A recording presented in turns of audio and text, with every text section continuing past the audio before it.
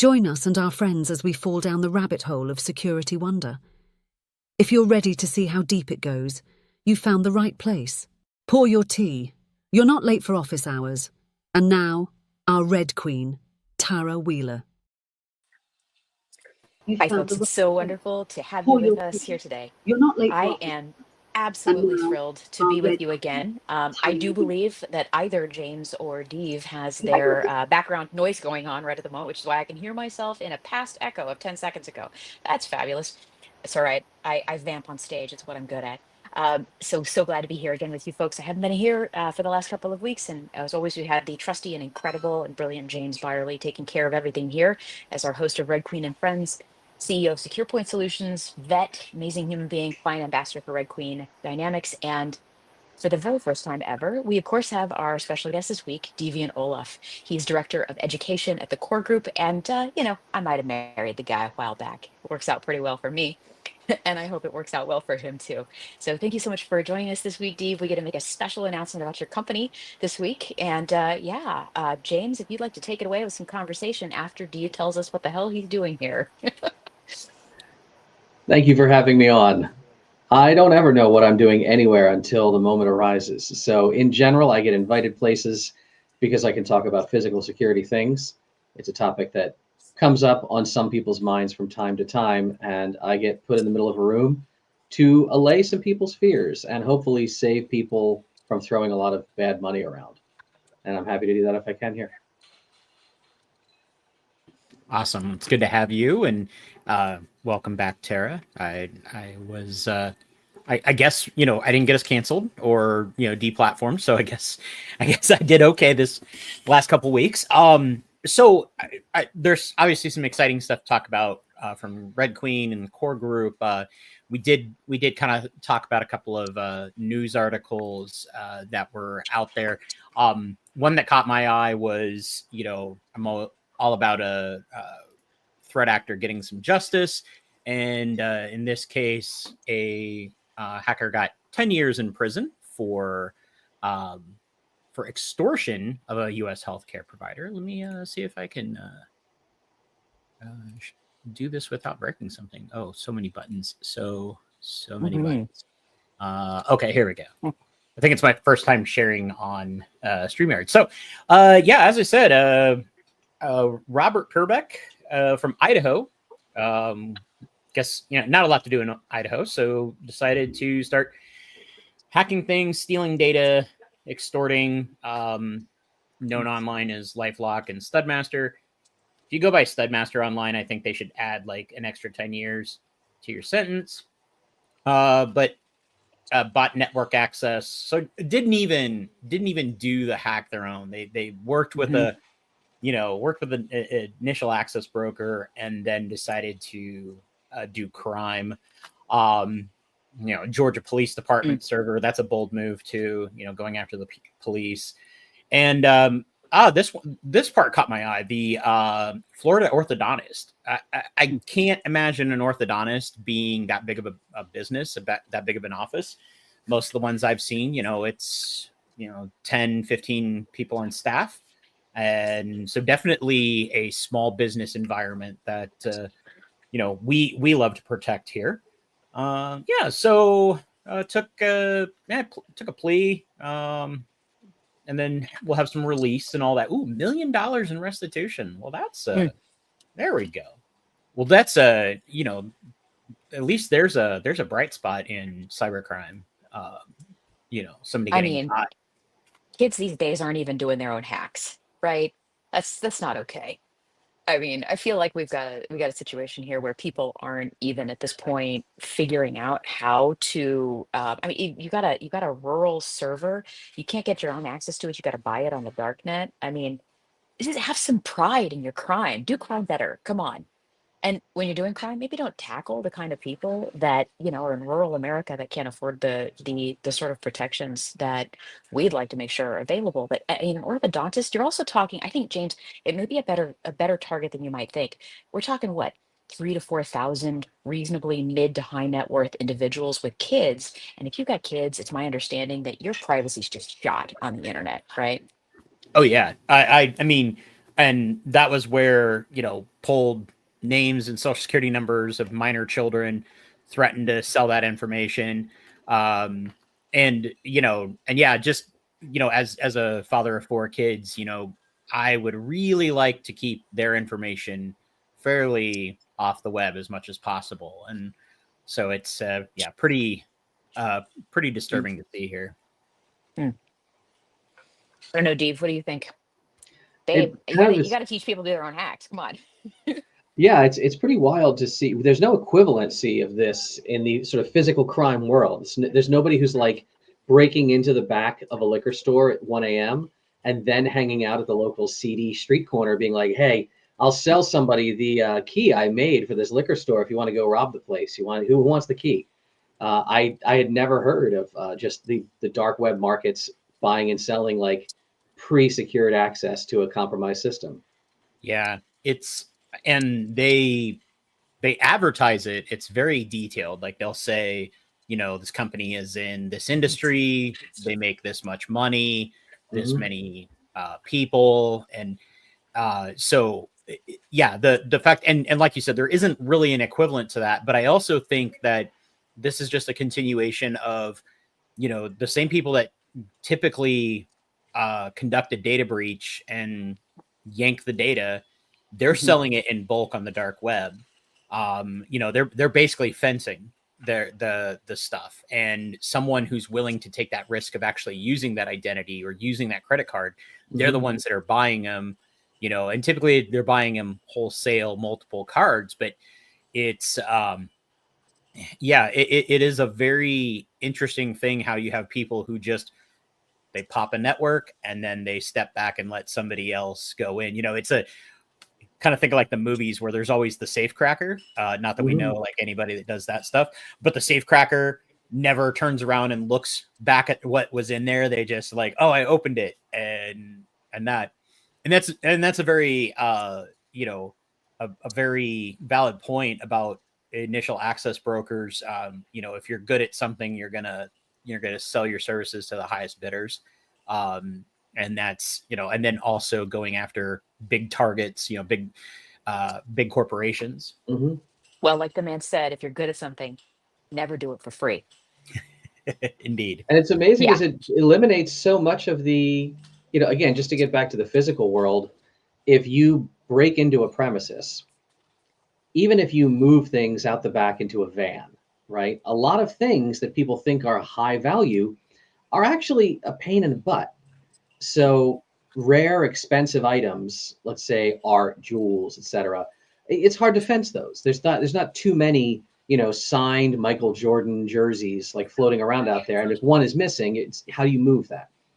Prescription drugs, again, there's a whole lot of value on the street, but then you have to be out there like dealing with people, and they don't want to buy 1,000 pills from the pharmacy. They want to buy 100 pills or 10 pills, and then you're dealing with that.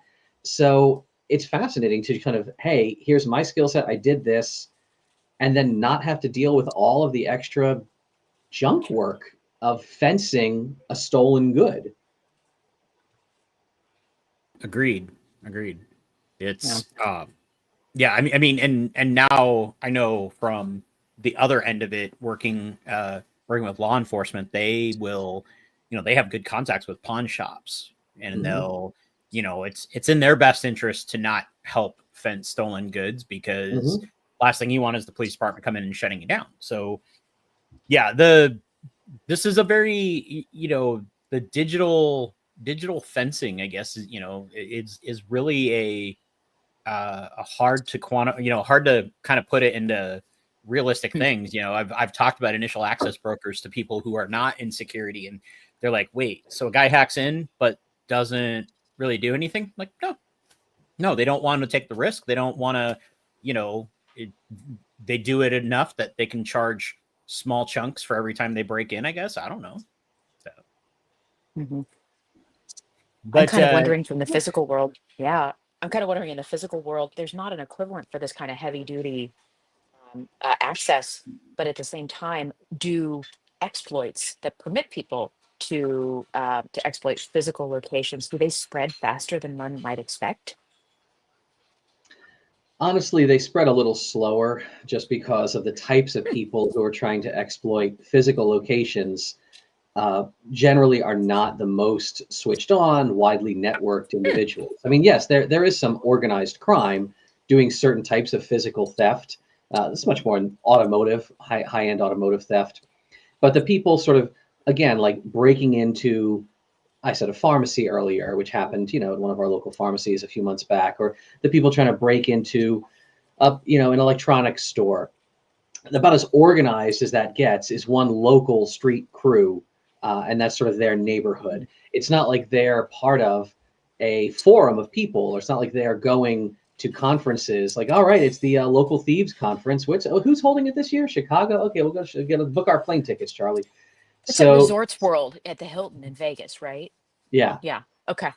so something like, honestly, the last time we saw something like this spreading, really, it's compromised keys. So either stolen postal keys or stolen, like that's been a big one, actually. The idea of, hey, if you can rip off a local postal mail carrier's arrow key, it's called, then you can open a bunch of postal locks in your local area, try to steal mail, maybe do some identity theft, steal some checks. Before that, maybe 10, 20 years ago, we had bump keys, and bump keys were known to locksmiths, and then eventually started to trickle their way out kind of into the popular culture. Once it hit a few TV shows, you saw criminals trying to use bump keys, usually really badly. A lot of the evidence photos I've seen of bump keys are really dodgy looking bump keys. Because again, like people are like, oh, I've heard of that thing, but did you really hear it from a criminal network, or did you just hear it in the popular milieu? If somebody, I don't know, tried Eternal Blue, is that because they learned about it from some dark web forum, or did they just, oh, that's that thing that's in the news, I guess I'll try that.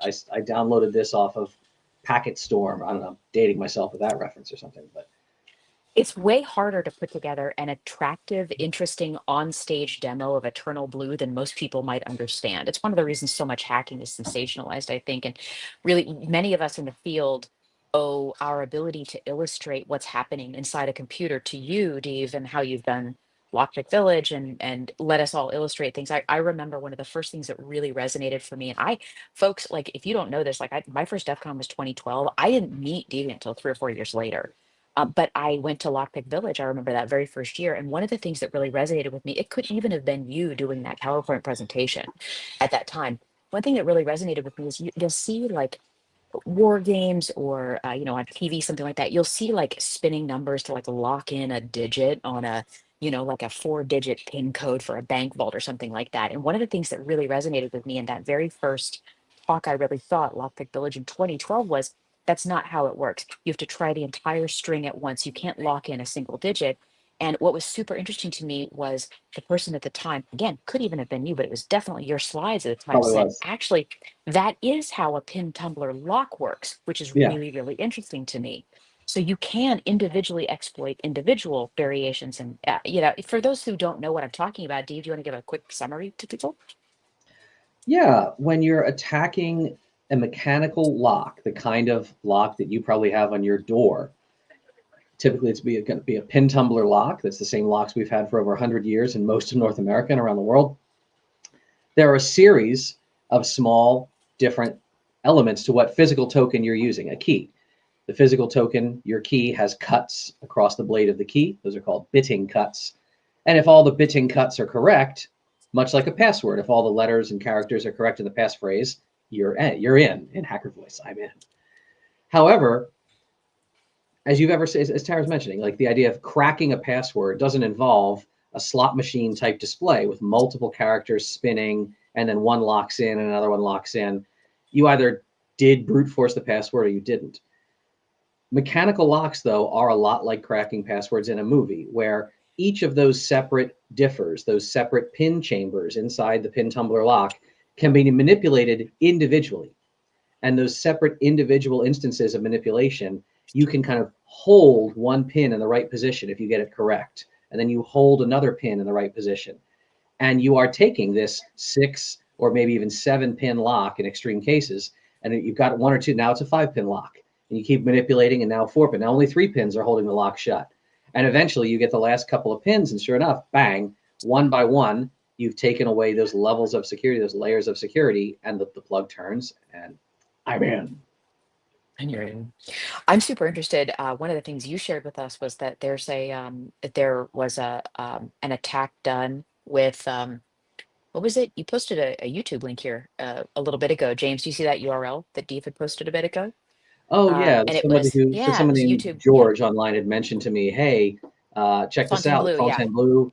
There was some kind of it looks like a travel influencer video. yeah.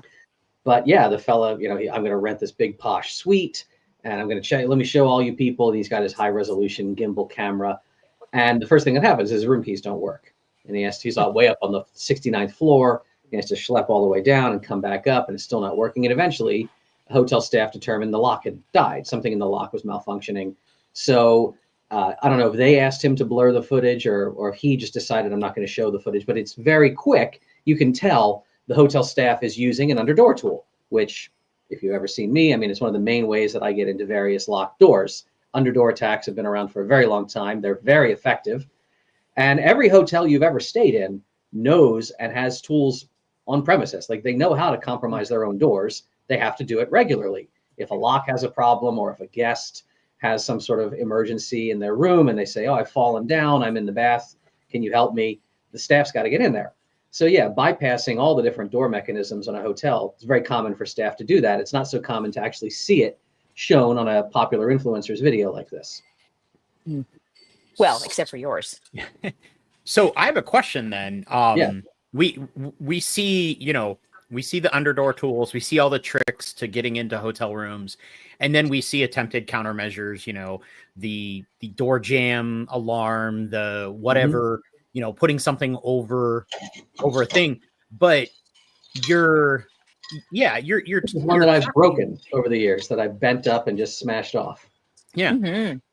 So I mean, ultimately, are those countermeasures, would they even stop the hotel staff? Or is it this like, okay, I'm gonna get in with the underdoor tool. Oh crap, I can't use it. Okay, go get George, and George is like some weird other tool that just rips the door down or something. But what you got there? So folks, this morning I'm actually in Austin, Texas, which is a beautiful, beautiful town. The whole place smells like barbecue. I highly recommend it. There's just cow and grills everywhere. Now I was here this morning to keynote Spice World, which is a wonderful conference full of amazing people. Had a great time. Went to the Women in Tech panel afterwards. It was a great time. I'm talking about AI and cybersecurity. The last minute when I walk out of every single hotel room now, I always end up having to shove this in my purse, because the last thing that happens is I have secured a door with my door strap thingy that Deviant has provided for me because I'm his wife and it's great. But I always have to shove it in my purse because I've always forgotten it until the very last minute. It's what's securing my door against underdoor tools. If you want to explain what it is, Dave. Yeah. So the question was, do any of these products really protect you? There's a number of things on the market that advertise, hey, if you're on the road, you want to make sure no one comes into your hotel room, use this widget. And it's for sale on TikTok or Instagram, one of those ads. Loads of those products are straight up garbage. Well, I don't want to be, again, I try to be a little more polite than that. There's many of these products are not marketed, in my opinion, appropriately. They're hot garbage. They are shown to, they're shown to, like, if you need to be safe from a dangerous assailant, because being on the road is not that dangerous. If you're really worried about like axe murderers breaking into your hotel room, literally with like forcing their way in, stay in a better hotel. What are you doing? If, however, you are legitimately, let's say, a person who's traveling alone and is susceptible to kind of light stalking harassment, somebody sees you in the lobby bar, wants to come upstairs, and hey, I'm going to follow up. Again, not someone who's necessarily going to break the door down, but somebody who wants to slip in your room, or maybe just somebody who wants to slip in the room and they don't care if you're there. They're just trying to steal from the room.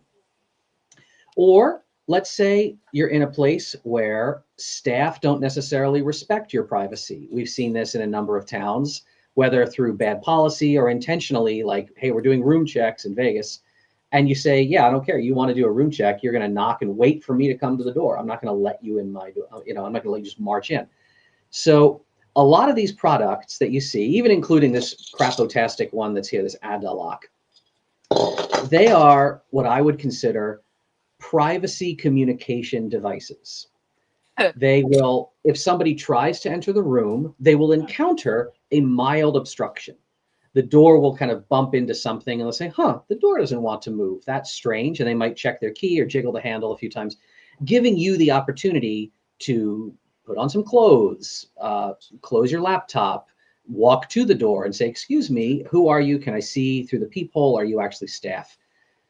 These products, by and large, however, and I'm speaking of the ones you see, advertised that are just thin pieces of plastic and sheet metal. They are not designed, but they are marketed this way. They're not designed to stand up to any real physical force. So every cheap piece of crap, you could tell. I mean, they're thin stamped metal. They're worthless in terms of someone really shouldering that door. So if somebody pushes hard on the door, they're going to crack this right off the frame. It's going to fall off. And I've done it in tons of videos. They're not designed. If you really think you're at risk of stalkers, if you're at risk of an angry ex who knows that you're across town with your new paramour and they want to like break in and catch you and beat you up, these are not the products to use. And what Tara was holding up, the one I like and the one that we use all the time now, that is a fabric strap. And you might say to yourself, why is this a Velcro strap? How the heck is that? That doesn't secure anything. That's what am I supposed to wrap it around that little flimsy night lock? No, what this wraps around, and we'll drop a link if you want, people can see the photos, right? Yeah. It wraps around the internal thumb turn of your handle set because you're in a commercial property, you're in a residential hospitality environment that has to, by code, have certain strength in the doors. The doors have to be fire rated. They have to have UL listed lock sets. The actual door hardware on that room is really robust. It has to be. If you can just jam the actual thumb turn in place so that the deadbolt that's built into the door you're already paying for as a hotel guest, if you can jam that deadbolt in place, it's going to be way stronger than any plastic piece of crap that you buy from Temu or from TikTok. That's why I like it. And all credit, by the way, goes to a nice woman named Melinda. She's long since passed away. But Melinda Moore was the creator of this door strap decades and decades ago. And I knew Ron and Melinda very well.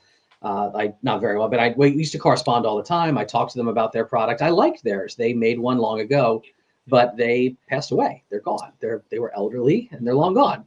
And I said, man, this thing is long since out of patent. The world still needs it though. Nobody's making it. So we make it. Yeah, and I think I appreciate it because I've seen it work before. But I think really the subject that we always talk about every week is small business cybersecurity and how these kinds of tools impact people's lives who have to deal with this on a business level. And one of the things I think that really surprises me about your world sometimes is kind of we're talking like the city deserves a better class of criminal kind of a situation. I'm thinking about the kind of people that are breaking into hotel rooms and stuff like that, breaking into small businesses, and it's sad, but we are really seeing a victimization of low-hanging fruit when it comes to physical security. Now, one of the challenges for that is really the defense industrial base, it's supply chain security, and it's a lot of small businesses that don't know what they're doing when it comes to making sure that their small business is safe. Their MSPs are often getting consults at this point. I know that I've seen certainly over the last 10 years a real transformation of physical security and digital security together. Because now, I mean, physical security for most buildings is digital security. We're using electronic access controls, it's badges. Your authorization to enter a building isn't you holding a mechanical key anymore. It's your ability to have a badge that you're getting in and out of a building. Well, the Department of Defense would like to have a word when it comes to CMMC certification, that cybersecurity maturity model certification, and just physical security. I know, Dave, that your company, Core Group, does a lot of physical security testing, and that one of the things that you do, you often have businesses come to you and say, "Hey, we need a physical security pen test so we can get our next certification, we can get a vendor, supply chain, whatever." And you're like, "Guys, this is you're a teddy bear and I'm an avalanche, right?" Like, Mhm. can you explain us a little bit, like how do you often see small businesses, MSPs, MSSPs, kind of coming to you? What is that like, and what do you tell them to do first of all? Yeah, so there's a number of folk out there who have written at length. One of them is an old friend of mine, Patrick, Coffee to Code, I think was his handle when he was online a lot. Patrick Thomas wrote, the phrase, "I want a pen test." That comes up in a number of client meetings. Now he's much more digital network side, but again, he's like, let's see, what do you mean by that? Do you mean you actually want an adversarial emulation scenario, or do you just want to have an evaluation so you know some target areas to focus on? Are you doing this because you want to find all of your flaws in your posture, or do you want to have small examples of how someone could get in as proof of concept? And much in the same way with the physical world, someone might approach us and say, "Hey, man, that physical break-in stuff, that pen test stuff, we should do that. Can you pen test our facility?" And we'll say, "Okay, let's have a little initial conversation. Let's see where you are and sort of your overall security model maturity." And they're nowhere. They've never even had a walkthrough evaluation. They say, "Well, yeah, we lease this office space in this city from this big real estate broker, and our building, like whatever, they gave us some keys and some locks, and the access control system is built in, like the property management handles all that." And we say, "So what are we testing then? Are we bringing your property management company in on this? I mean, are we testing their systems? Like, you've done nothing." So in many cases, and even if we say, "Okay, you want a pen test?" Like, "Hey, look, okay, I got in." Well, of course I was going to get in. Like, I got in. I found one route of access. And like, "You want to go outside and do it again?" Okay, now I found 2 different ways I could get in. There's probably a dozen more, but we're going to run out of time, and I'm on the most expensive billable hours you can possibly be charged. Instead of doing that, you could have just brought me in for a couple days, and our team, we could do a walkthrough, and we'll identify a whole lot more. You can immediately, it's not like if I walk by and I say, I wonder if that back door is exploitable to a bypass attack. I wonder if we can slip that latch. Theoretically, maybe, but now if I'm breaking in as a pen test, I got to say, all right, what's your guard schedule? So the time of day, is there going to be someone behind that door? What are my outs if I get caught, if I get challenged? What's my cover story? All this extra labor and time versus if you're on a walkthrough and I'm there with the client, I say, "Okay, so what does this room do? It's a valuable asset storage. There's a couple ways we could try to bypass that door. Want to try?" And then instantly, I just, "Okay, well, that worked. You want to try this? Okay, yeah, that worked. Let's try this method. Okay, now, actually, do you have a screwdriver? Can I have a screwdriver? Now, if we change this, okay, that's actually what we probably just fixed that. All right, want to move on? Let's move on." So you're just bam, bam, bam, bam, bam, finding, addressing, delivering, find, address. You're just getting all this information much more quickly. So a lot of times, yes, what people need is say, "I want a pen test." Well, let's see where you are first. Do a nice, it's like talk to your doctor before starting a new exercise regimen. You say, "Let's just make sure that you don't have a bad heart, that you're not going to have a stroke." Yeah, before you say, I want to get physically fit. Let's go hit the gym. Let me get a personal trainer." Talk to your GP first and just see that your whole body's healthy enough to begin a new routine of exercise before you If get a only your wife had said that a lot to yeah, you before, my darling. yeah, before you get a full on pen test, whether it's physical or network digital. Have an evaluation first to get like a nice base level of where you are. Well, the nice part about this is that this is the fun part about having Deviant on this week is that we get to announce for the first time, for many of you who are already our clients or our clients, you've seen before some questions about physical security, like, do you let people bandwagon through? Do you ever badge anybody in on your badge? Do you let people shoulder surf and see your passwords, right? Like, is there anything written down in Sharpie marker on any alarm boxes in your facility? Well, the nice thing is that today we get to launch the core group physical security controls framework, which is a lot of those questions that Deviant would ask in advance, but also crosswalk to CMMC and other physical and digital security controls. So we're really excited about that. For those of our clients who want to take a look in their dashboard, you should be seeing that roll live right about now. It's going to say core physical security controls. And it is that wisdom and that knowledge that Deve's built up with a set of questions that gets you to a point where you have actually done the basics in physical security before you ever have to have him and like roll tide rolling through your tiny business, right? It's time to ask questions like, has it been 30 years since you've changed the locks on the front door and every former employee has a key to the building, right? So I'm really proud that we get a chance to do that. You want to talk a little bit about what that process was like, Dave? Yeah, it was a pleasure to work on that with your team. Actually, it's something that it's a lot of lift on my part, but it's going to ultimately save me effort and save other people effort in the future. This is not something that maps directly to any existing standard that's out there. There's no one standard for building physical security that applies across all sectors. This is basic hygiene questions. It's a lot of the kind of things that I tend to ask on kickoff calls, which results in customers saying, I think we do that, or I don't know if we do that. Do we? Hey, can we get Bob on this call? Chris, does she know? She might have implemented. I don't know.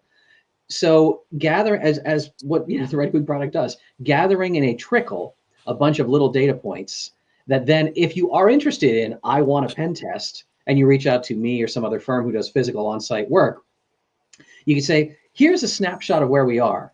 We do have cameras. They are pointed on these doors. We do or don't use this type of credential. We've installed, door positions. If a door is held open long enough, it should alarm. These are the kind of things that I'm going to ask you anyway. And it saves a lot of time instead of a bunch of people who don't necessarily find themselves in charge of facilities every day.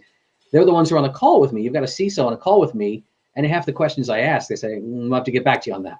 Well, now you don't have to get back to me. You'll just have, hey, look, we've been trickling through these questions for months. We've got a pretty good idea where we stand. That's fair. I'm excited. James, you're not just the president of the Hair Club for Men, you're also a client. Um, what do you think about this? What ran through your mind when you found out we were going to be launching these? Well, as someone who has, uh, borrowed some things from Dave here to explain impact to customers, I think it's great because we are we're busting our butts to control the digital security, network security, data security of our customers. But in some cases, because we have customers all over the US, we have no idea what the front door looks like. And we could be doing everything in our power to protect the network, and they have the worst door on the face of the earth. And oh, by the way, their server is actually right there inside the door. Somebody could steal it. Now, maybe they're gonna misuse it or fence it, but that's all your data that maybe just got taken away by somebody you have no idea.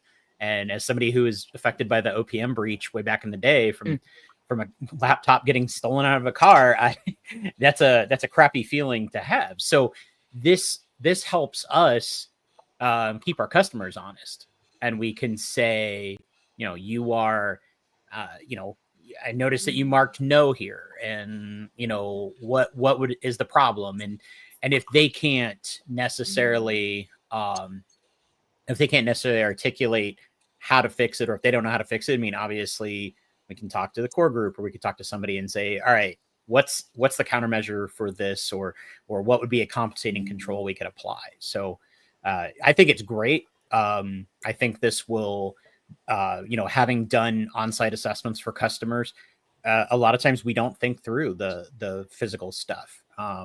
It depends on your mindset, depends on where you've come from. If you come from security, maybe you're more apt to look at that stuff. But if you're coming from just MSP all the time, you're not thinking about it. Your physical concern might be, is the server underneath a sprinkler for the fire suppression, and could we get that resolved, something like that. And that's about it. I hear that. I'm interested. I'm so interested in not just that we have these kinds of new controls and questions on Red Queen, but also, Steve, one of the things that I watched you do as you were, at the kitchen table trying to put this all together, you really thought about what question would not just answer the compliance questions of somebody in CMMC and get them into the defense industrial base. You thought, what's a question I can ask people inside an organization that really spurs them to think a little bit? And our whole jam is that we don't want you to think that much, right? We want you to spend 18 seconds a week answering your questions and just be done with it right there. And you folks are now clients, and you can see exactly what that looks like. But you put some thought into these questions. Is there a question that you ask, especially smaller businesses, MSPs, people who've got other clients, that maybe doesn't map directly to a compliance framework, but really spurs people to think about what they could do to fix physical security for their businesses? A lot of what we run into, and a question that we find ourselves asking more often after an engagement during the follow-up sort of meetings and deliverable report time, is if somebody thinks something is amiss, to whom do they report it? You know, it could be as simple, and I don't want to sound like a nosy neighbor sitting on nextdoor.com or something, but like, you go out to the parking lot and you say, why is that white van out in the parking lot? We don't usually have work crews parking here. Is there somebody here? It's kind of late. I don't think we have contractors in the building. It's after 5 p.m. I'm one of the last people leaving. And there's a freaking van still here. I don't recognize that van. Should I call? I'm not saying, it could just be literally a work van. You don't know what's going on in your building. The world's not full of crazy. This is not, human traffickers coming to break into your HP factory or something. It's not what you're reading on the news. But little things like that. Or, hey, I'm in the office. I'm in this meeting room. There's a person in the next meeting room over that I've never recognized. And they kind of just be sitting in there. Maybe they're here as a guest. Maybe they're not. Normally we should have people escorted if they're back here. Maybe their escort went to the bathroom, but it's weird. Whom do you tell?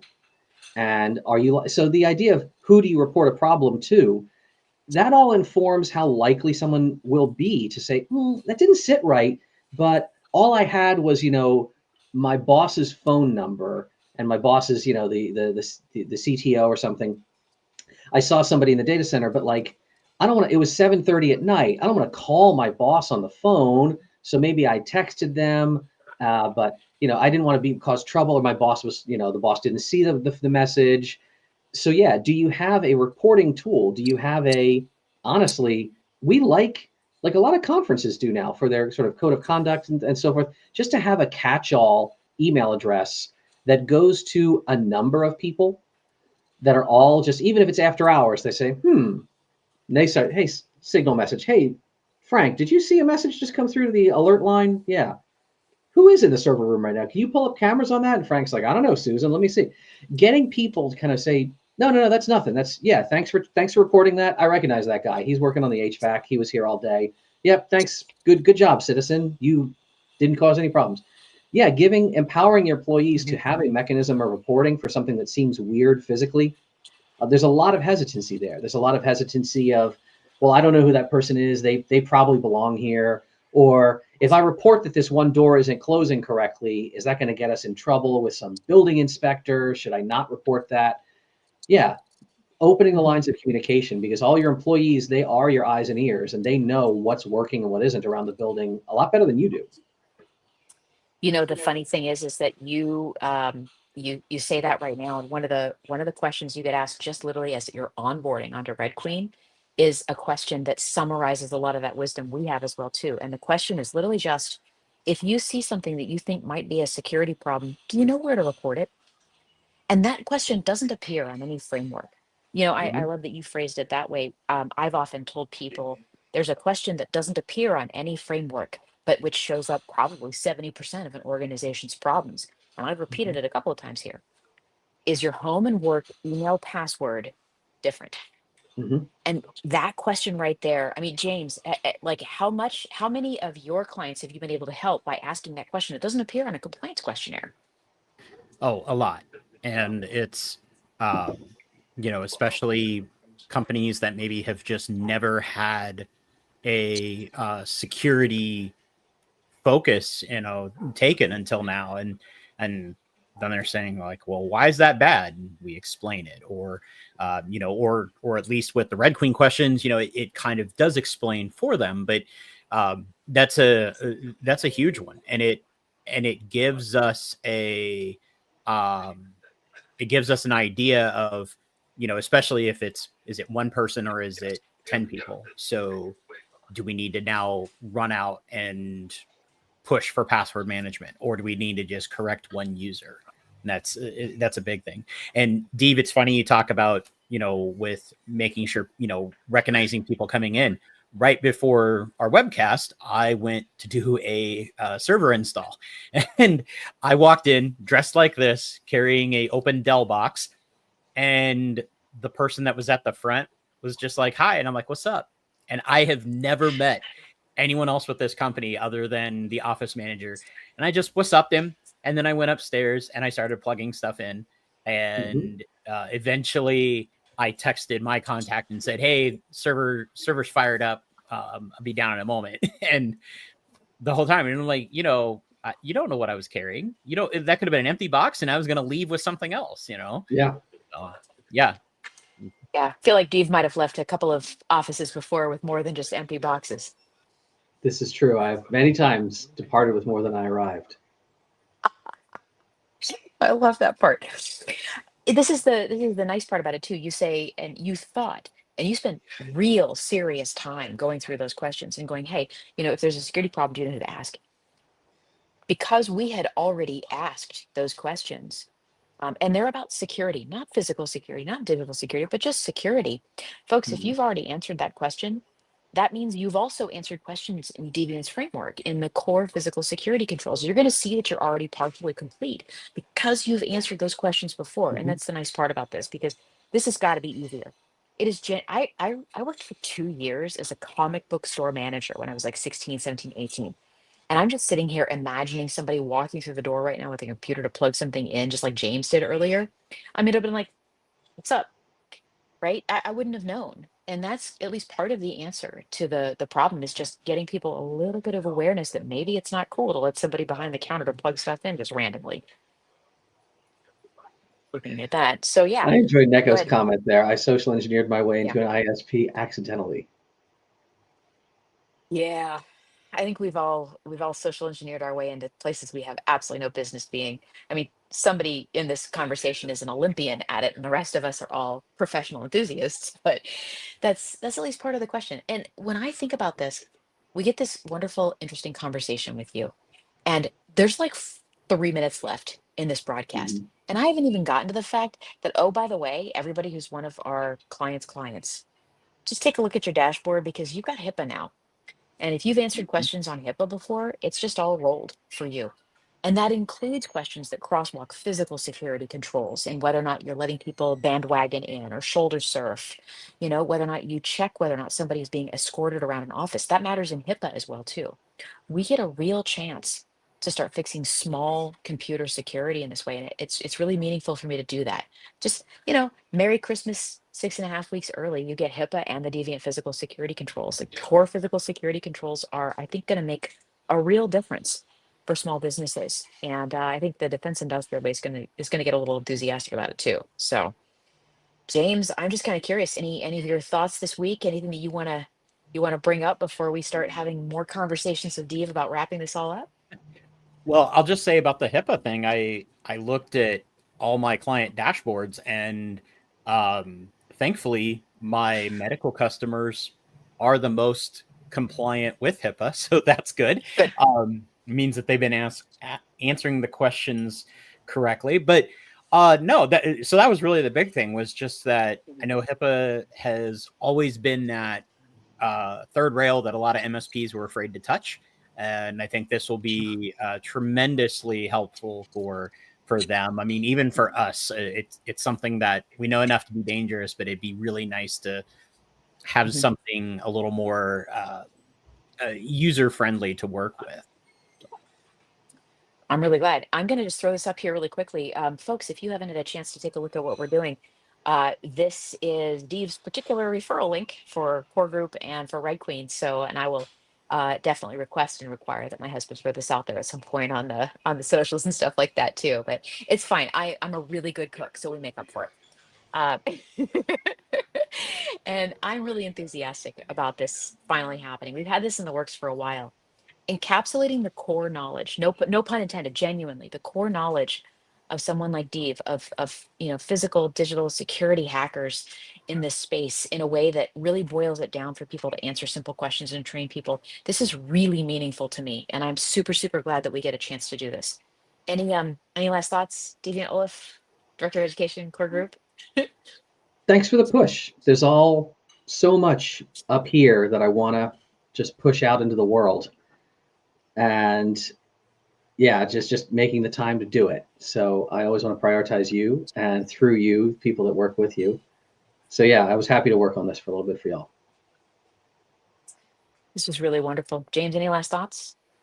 No, just I think you hit that on the head. The one thing I've always appreciated about Dave and what he trains is he's not about the hype. I think what you talked about at Awareness Con 5 years ago kind of solidified that in my mind and was like, oh, okay, this is not somebody that does it for the accolades or it's truly to educate, and that's the important part in this community. That Right awareness on. con talk, I think didn't that come up because of the folks at The Cold coal Fire that fires. were Yeah. arrested in the Iowa courthouse? And then I Yeah. think, yeah, it was you and other folk put on a really wonderful follow-up event to that brought real awareness, so to speak, to the fact that, digital security and physical security, they're right there now. I can see the top of the courthouse from my house. That's amazing. That's Yeah. amazing. Yes. But Well, if there's yeah. nothing else, Tara, I guess take us out of here or something. It was such a joy and a pleasure to be here with you folks this week. I have this fun where I get to bring people that I care about, who are amazing and wonderful colleagues. And I and my husband rarely get a chance to work together. We are at massively opposite ends of the information security spectrum. I'm a compliance executive entrepreneur. I'm busy reading P&Ls and dealing with customers, and I'm over in like translating to top exec world, and he's over there, breaking into doors and safes and stuff like that. And we work in really different parts of the field. It's really joy filled when we get to combine our knowledge together, and I'm so glad we got a chance to do this. Folks, as always, I think you're going to really appreciate next week's stream as well. You think this one with two frameworks and the Deviant Olaf was great. Wait till next week rolls around, because there is some more cool shit coming your way, folks. It's been a real pleasure. James, thank you, my friend, for being here. Babe, I'm going to see you Always. later on tonight. Looking forward to it. Make sure and feed the cat. And folks, it was, as always, a real joy. I'm Tara Wheeler. This is Red Queen. Friends, have a great week. Everybody, bye just for now. Bye. Bye for now.